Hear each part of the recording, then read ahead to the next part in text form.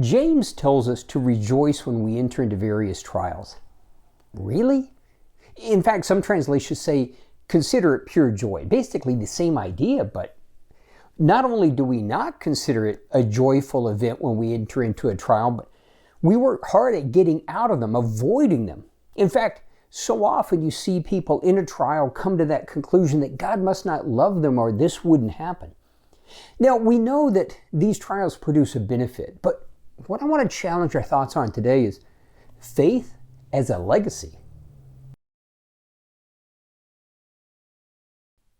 Faith is an interesting thing. Now, on one hand, we all want to believe we have it and have it in abundance. But at the same time, we don't actually want it to be tested. We don't want to go through what it takes to prove our faith, to strengthen it and mature it. And in fact, often, for so many people, when they go through that trial, their response becomes that God must not love me or He wouldn't allow this to happen. In fact, what do? So often we look at people's lives and those who have the appearance of being blessed, successful, whatever term, we have the sense that God is approving and blessing them. Now, maybe He is, but we focus on that outward manifestation rather than recognizing how valuable God sees our faith. If you think about it, our faith is the most valuable thing we have in God's perspective. Faith is what gets us salvation. Faith is what obtains His promises. Faith is the way we receive anything from God. Although we do tend to quickly revert back to trying to earn it, get His attention. But it is by faith. In fact, 1 Peter tells us that our faith is more precious than gold. And that's why it's tested. It's the most valuable thing we have. And in fact, going back to James, yes, it says rejoice or count it joy when you go into trials. Why? Because it will produce endurance. In other words, it will strengthen us. It will build a greater faith. But what do?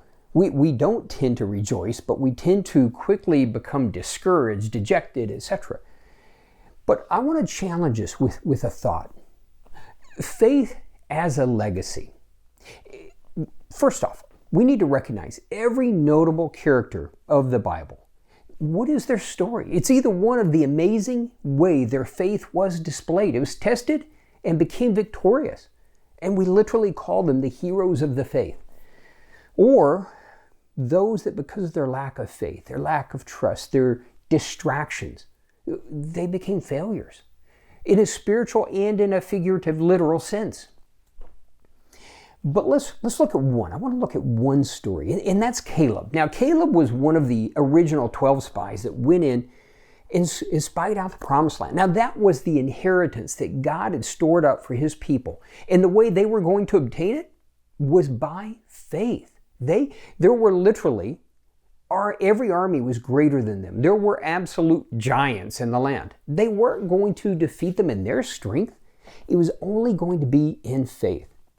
And the 12 spies went back and they came back with a unanimous report that it was an amazing place. They literally brought back evidence. They brought back part of the fruit. And they said it truly flows with milk and honey. In other words, it is amazing. And then they recounted the challenges. And what happens? 10 of them, in recounting the challenges, reinforced their own discouragement and discouraged everyone else. And what happens? You know the story. Because of it, they missed out.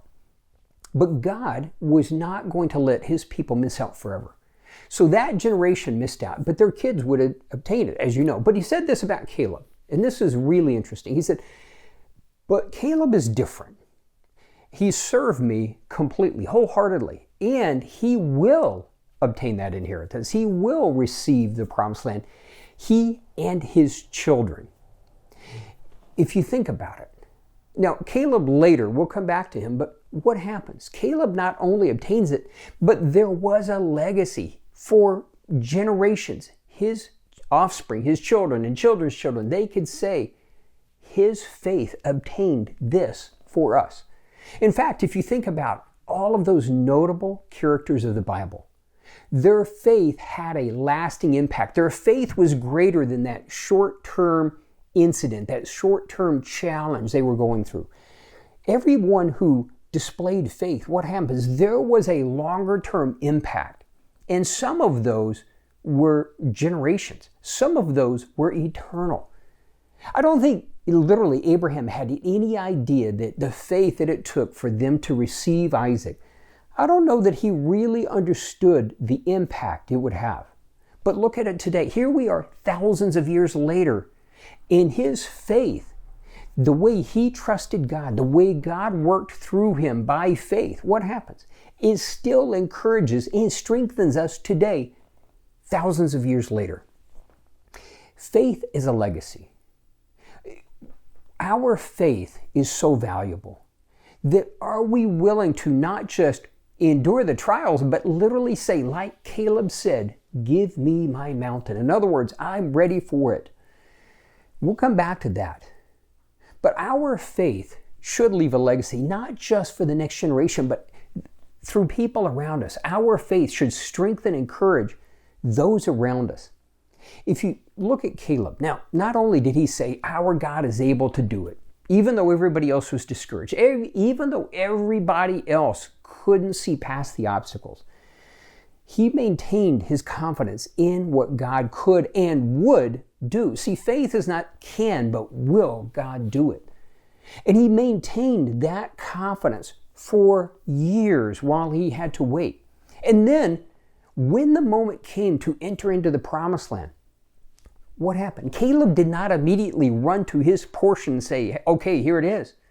But he actually spent time helping others battle to receive their inheritance. He, after waiting all that time, still served others and built them up and helped them gain their victories. But there did come that day when Caleb said, give me my mountain. It may be that God will fight with us. Caleb's life, his faith, left a legacy. As I said, God said his children will receive it. His children could see the land that his faith obtained. And his faith today still, like Abraham, strengthens and encourages us. So, recognizing our faith is the most valuable thing we own. It's the most valuable thing we have. Everything else, they're nice. They're just a blessing. They're just the byproducts. So why do we not focus on our faith, strengthen our faith, and the challenge is for each one of us in our own way to say, God, like Caleb said, give me my mountain and see God fight with us. See what God will do, not just what he can do.